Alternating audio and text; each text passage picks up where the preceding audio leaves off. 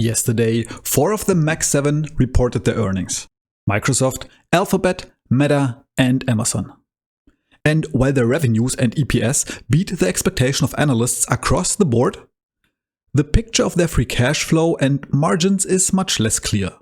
So this time, it wasn't about who beat the earnings.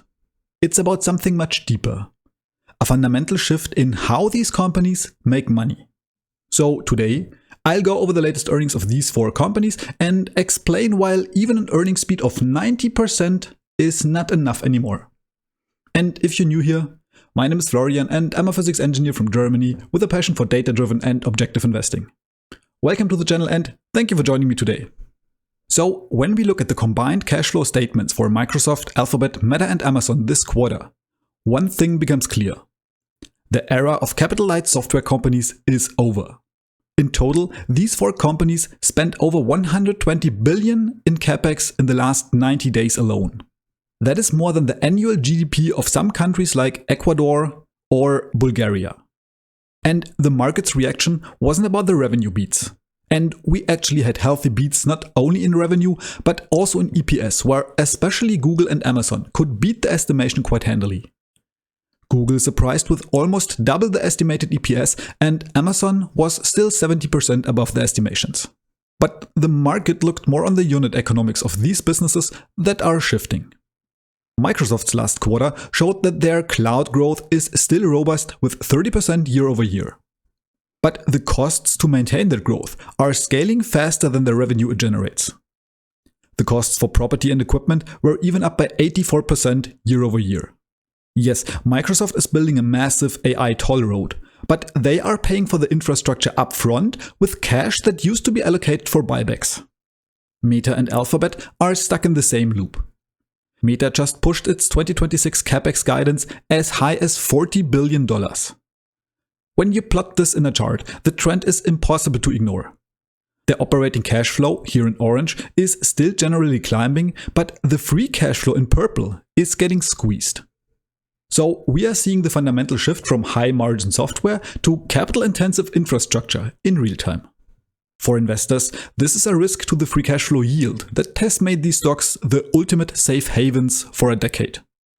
And if the return on this invested capital doesn't show up in the margins soon, the market's patience might run out. When we look at the cloud infrastructure specifically, which is the primary metric for the AI race, the numbers show that we've now left the tide that lifts all boats phase.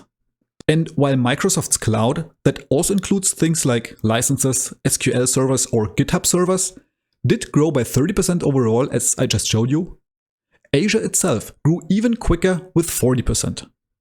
But here's the trade-off. To get that growth, Microsoft is sacrificing its capital efficiency.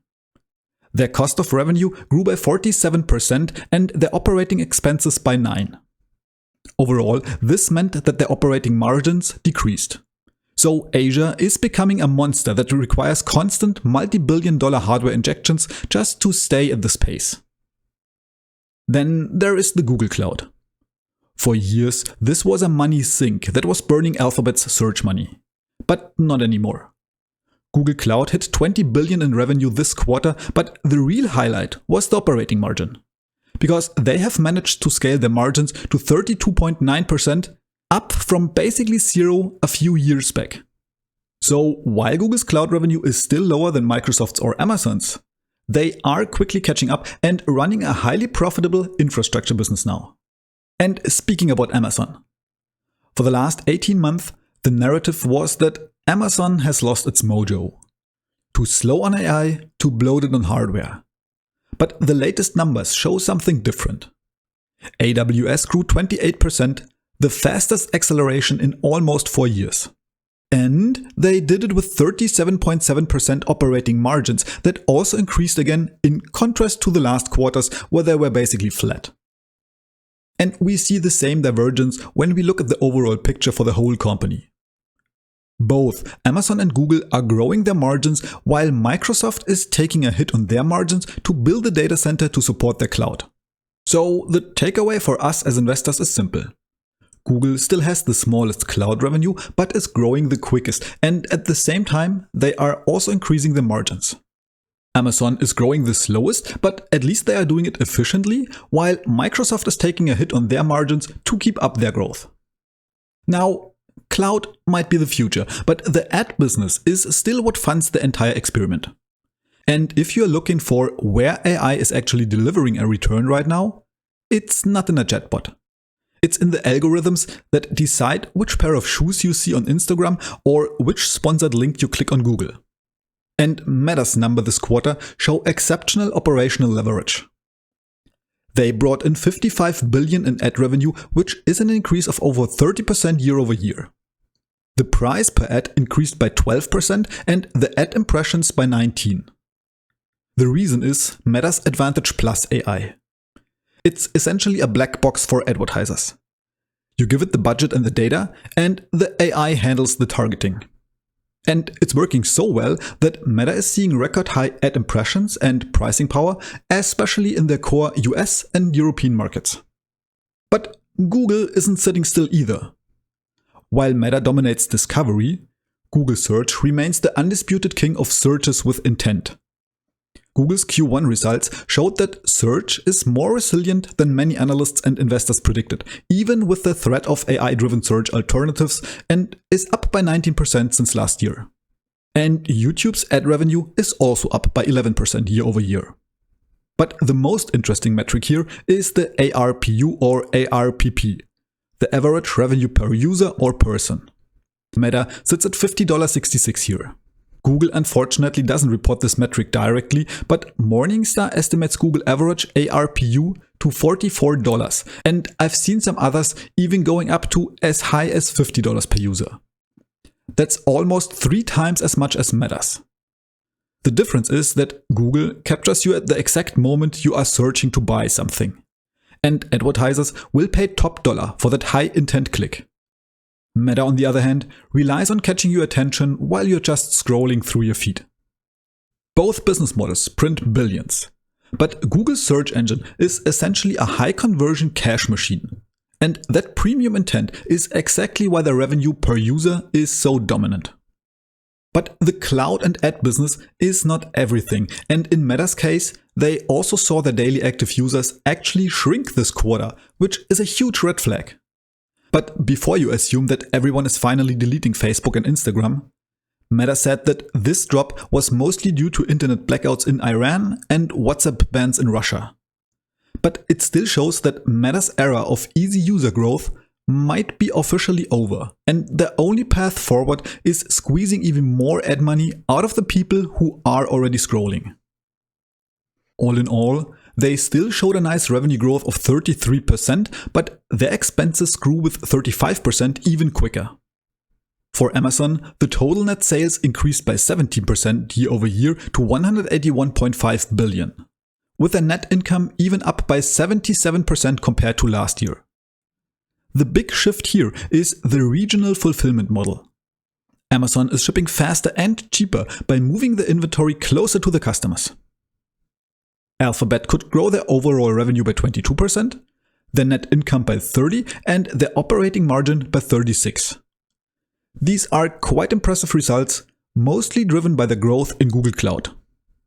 Microsoft's overall growth is similar to Amazon's with 18% revenue growth and 23% in net income. But the increase in CapEx is eating into the free cash flow, with Meta being the only company whose free cash flow is still up on a year-over-year basis. All others show a double-digit decline on their free cash flow. And this directly matters for investors, because these companies have been huge buyback engines for the better part of a decade.